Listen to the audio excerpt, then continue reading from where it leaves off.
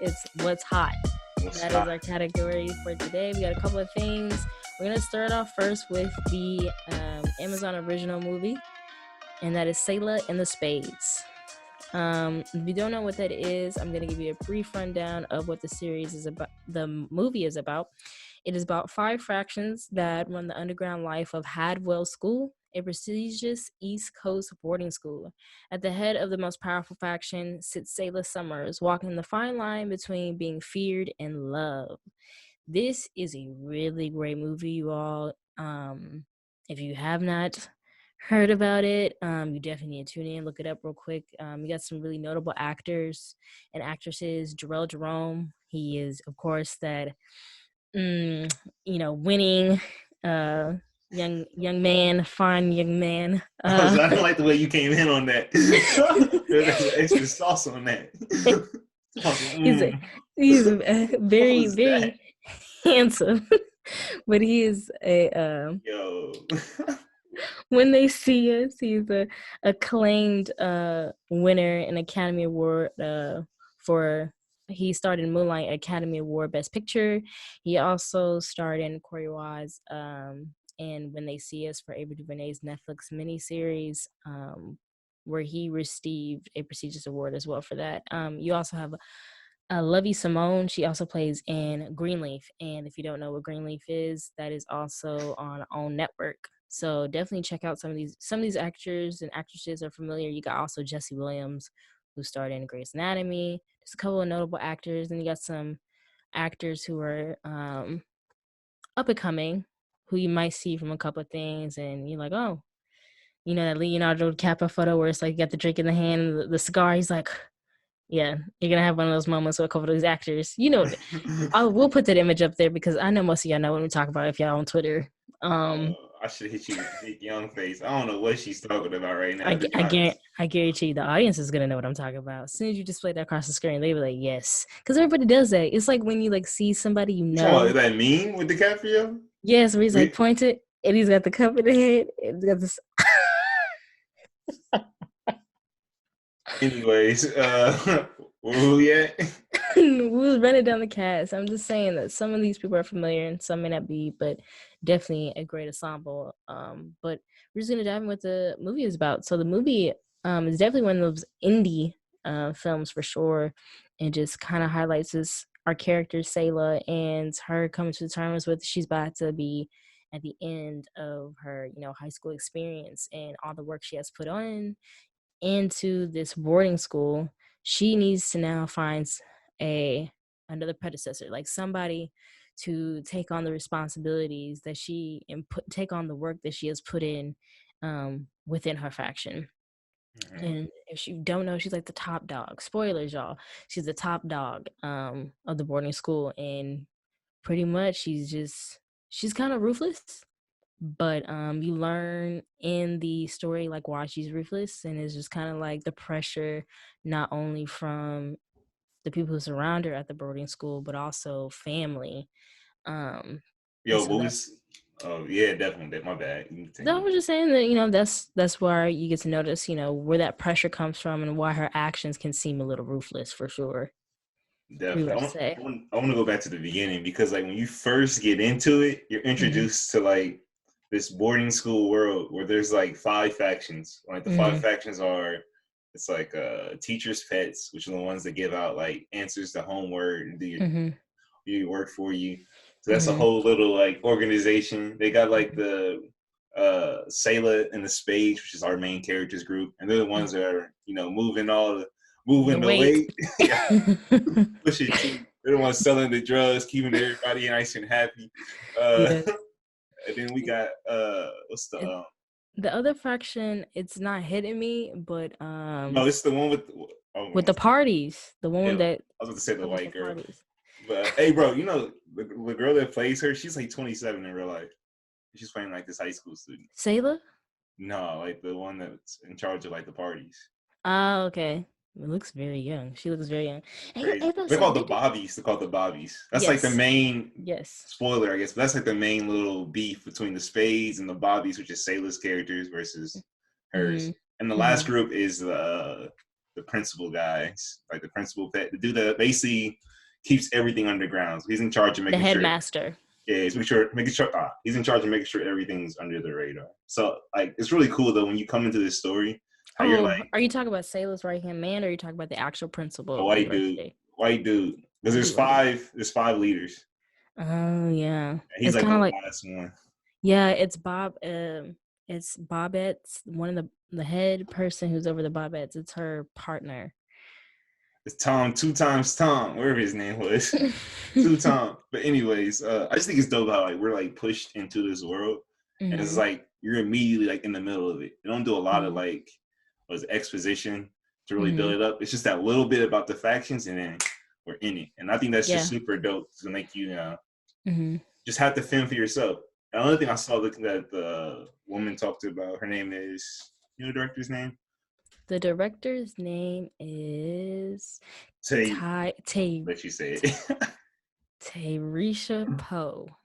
I know she talked about how when she was like, trying to get this into production after it was written, a lot of people wanted to like switch it to the focus of the new girl. So this is a new girl. Her name's like Paloma. And so she's new into this world. So naturally you would think that you would follow that character as you explore this world with them. I just think it's interesting that she chose to start with like the top dog, and we're not like, we're going from her perspective as if we already knew about this story. So that's pretty cool. I think it's also, like you said, interesting, and I think it works because we're getting the sense of we're following somebody who is losing that power that they once has. Not even like the sense of power, but actual power being at this boarding school. And it's also having to come to grips with that, okay, they're transitioning out of high school but into college. So we're like the whole idea of having an identity and having that power, she's having to start all over again. And, there's even been talks about in the past when they did come up with her grooming somebody to take over her responsibility. As soon as that possibility of somebody actually taking on that role and possibly doing it better than her, she couldn't come to grips with. And I think that was very interesting. Like, yes, we do get a sense of like Paloma's character and her relationship with Selah. I think I like the fact that we're more so focused on Selah, and it's really just the focus of somebody losing power. Like, there's no question that they're gonna lose, inevitably will be losing power, and that's what I really like about it. And the cast is diverse; it's super diverse, which I love. Definitely. I think that whole like losing power is like a consistent theme, because the story is really about like her like control and her losing control, and as she loses control, like she loses control of her situation. So when she's not in control, like she goes crazy. But it's kind of cool to see like that's kind of a direct like hand me down from her mom, because her mom is the one that's on her grades. Like every time she calls, it's a serious conversation. Selah gets real like, I don't know, shut down. She feels small. You could tell she feels small when it comes to her mother, and that's probably where she gets that whole power complex from. Definitely. Her mother has that complex of wanting to be in control, so she's literally been in complete control of Selah's life. So we can only assume by like the information that's presented is that her mother was the one who forced her to be in that boarding school. Her mother is the one who's ultimately forcing her to participate what she's participating at the boarding school. And we're seeing also that her mother's also trying to be in control yet again by choosing which school her daughter will end up in for college. So that's definitely where she gets her power complex from. And you can even on the screen when like she's actually in the presence of her mother, she kind of shrinks and like she's hesitant in approaching her mother. She shrinks in regards to like her posture. When it comes to like phone calls with her mother, the whole tone changes. You could tell there's just a whole disconnect between her mother and herself. Definitely. Last thing I had about the actual like story was like the relationship between Paloma, which is like the new girl, and Selah. Like obviously you said that like Selah kind of takes a liking to her like immediately. And that happened too, like in that one scene in the gym where like she's taking pictures and like Selah's like head of the cheerleading team, and she's kind of explaining stuff to her. But remember we saw like that montage where it's like they're doing like moves and then she's talking. It's in and out of focus. So like she's giving a whole monologue about young girls, especially when Yeah. they're in their teenage years, and how they're constantly being told that they're not in control of their bodies and themselves. And she's basically giving a monologue about like when you have that power, like when you finally grow into that, having that power and control of yourself, hold on to it as much as you can, because the world and the people that surround you are going to constantly be trying to berate you and take that power away from you. And so it's a direct correlation to what she's facing outside of course, the cheerleading squad, which is with her mother constantly trying to take that power away from her, the Bobettes, them constantly trying to take her position away from her, and then her homeboy, which is Jerome Maxey, who's supposed to be her right hand, Boy, you know, slipping. slipping on so many, occasions, like not having the books together, somebody Bro, being able to get the books, selling the wrong amounts of goods to folks, and his frustration and being sloppy is making her also lose a sense of power and control, not even over the faction itself, which is pushing the weight, but like their relationship with one another, and you can even mm-hmm. see that if she doesn't have control over not even just her position and the power dynamic she has over other factions, if she doesn't have a control of the relationships that she forms with people, it also kinds of create a crack into this well put together shell that she Her presents. psyche. No, Yeah, definitely. for sure. And I think that's what's also interesting about her relationship with Paloma, is because like the initial relationship between Paloma and Selah is clearly infatuation. It's clearly infatuation by Paloma. Paloma is infatuated by Selah, how she presents herself, how, she presents herself as this well put together, all, cheerleader, A+ student, well known. But then you also see behind the scenes that she's the lead in regards to delinquent or illegal activity. So it's that. And then it's also just like we see Selah's relationship with Palomas is almost like kind of predatory in nature, not like, in the physical sense, but it's more so like she had looked towards her in the sense of she can bring me something to the table. I can gain something from her. I can gain something from the relationship. And that's just honestly her teaching her, how to move in the Mm-hmm. boarding school, so she can take on that responsibility, so it doesn't feel like her legacy is lost It's after funny she. you say that too, because I feel like there was like this whole like under. It's like, was it? There's a word for it. I'm being a bad film student guy, but there's like an understory or whatever about like their relationship where it seems like there's like going to be like some kind of like, I don't know, Hmm. like sexual connection or something there. Yeah, intimacy, a level of intimacy for sure. But then Selah has a speech about like her basically saying I'm asexual, but not having the words to say it. And Hmm. so I didn't know if this was like a moment where she's like discovering like, oh, like this is what I really am or not. Hmm. But then Hmm. as we see the story goes on, it's almost like Selah, like she's just interested in using her. It's totally predatory in nature. And then Paloma's the complete opposite. Like she's real like free flowing. Like, Hmm. you know what I'm Really wants saying? to make sure everything she's doing is perfect for Sayla. So at one point she even gets on Maxie at the fact that of course he's slipping. And here's somebody who's new in the game, and Maxie like, bro, I've been down here through it with Sayla, and you're coming out of nowhere trying to tell me how to handle business. But it's just literally like Paloma has a connection with Sayla, and maybe it's on a mental, maybe it's on a spiritual, but I think we're seeing for Paloma is the possibility of also being physical. Mm-hmm. But with Sayla, she literally communicates like, because she even asks Paloma, have you ever done this and that? And Paloma's kind of like, yeah, haven't you? And Sayla's like, no, like I've never been physical with somebody. Like I just don't have interest in it. And I'm glad you brought up the term. I feel like she gives off the vibe of potentially being asexual. But I think it's also like, okay, she could be very well asexual, but it could just be like, you have to think about it. That whole intimacy level that you have with somebody, that's considered being vulnerable with somebody. And that's Yeah, she's not able to and I go to don't think that she's point. able to go to a sense of But she vulnerability with tries to at somebody. times, or she didn't try to, but she's like in that state and she tries to like hide it. And Paloma's Mm-hmm. like, nah, it's okay.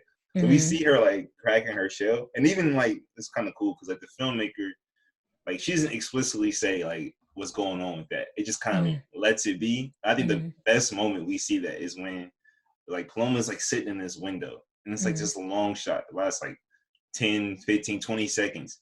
And we're just sitting there. And then the very next shot, it's like nighttime, and we're in Selah's room, and she gets the card from Paloma. And we hear like the voiceover. We don't actually see the cards. We just like hear like a part of it. So we barely even know it's her. And the very next shot, it's like Selah looking out the window for like the longest shot in the whole film. It's like a 25-second shot. So it's purposeful to show us that there is a sense of vulnerability and intimacy that she has as a person itself, but then also with Paloma, because like even the language that was used in the postcard that she had gave Paloma, like it was intimate kind of language too, like my love, like you know? So I'm over here too, real quick, I guess, because I know we're about to run short on time. But I was talking about the craft or like just the techniques. I also thought it was dope how they would like use the camera and the editing to create a sense of like surrealism or like like out of reality, out of body kind of thing. And you first see that when they're like smoking in the woods. And like the camera is like having all these weird motions, and it feels like almost like you're in a dream. And we see that again when it's Selah and Paloma in like the theater, and it's like these like red strings, and they're in and out of it, and like she's trying to get her to like basically beat up this dude for snitching. And finally she brings herself to that rage, and it's like poetic almost how it's like flowing. I think it was really dope how they did stuff like that. And I think it was also really cool that they didn't actually show us her having to do the act. I think it was just the aftermath of like Paloma having to step outside of herself, but literally stepped outside of herself for Selah. I think they did that though. How much she was connected to her wife.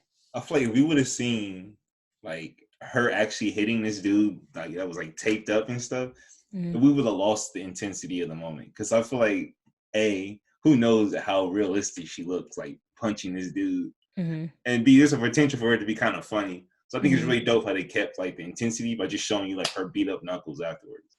Because that was at the point of the film when I was like, before I was kind of like, oh, they're selling drugs, they're doing this, whatever. At that point, you realize, oh, nah.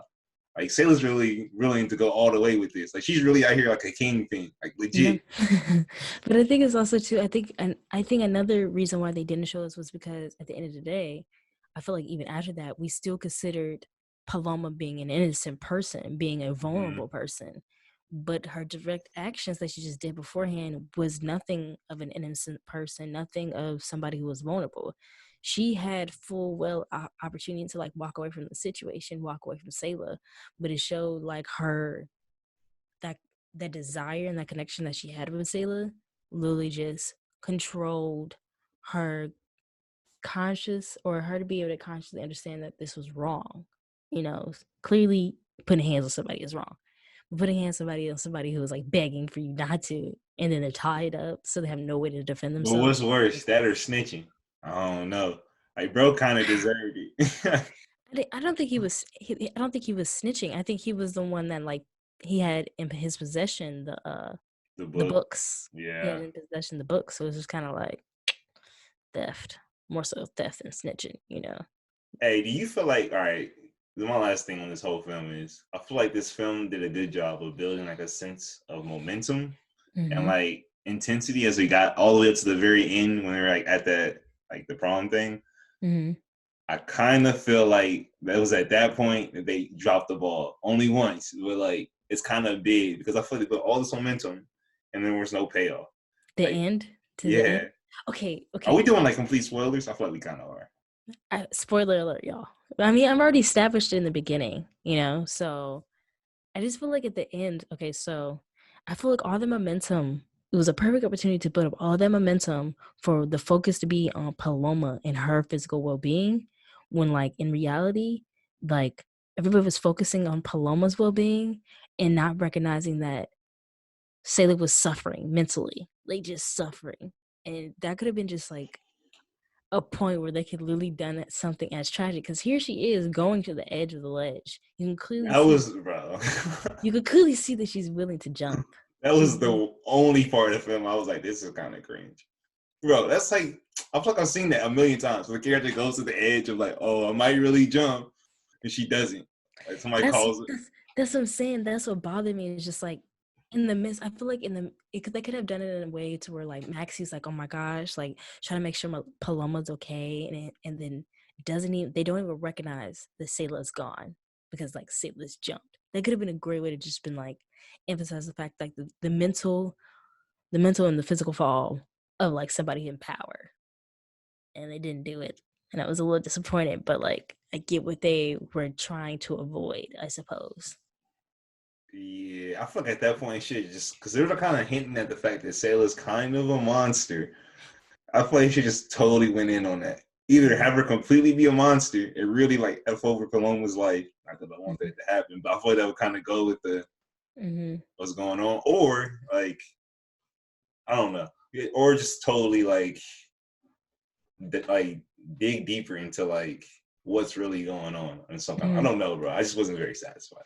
Yeah, I'm not gonna lie, I was a little disappointed with the ending, but overall the movie is great. It has a Rotten Tomatoes rating of 90%, I believe, at this It's moment. amazing. Great So movie. really good. Definitely indie vibe. Like, when people say it's a vibe, it's one of those it's a vibe, I guess, type of films. It's like an Anderson, a Wes Anderson feel to it at times. Yeah, and what's great is it features a diverse set of cast members, which I really, really enjoy. So definitely check that out.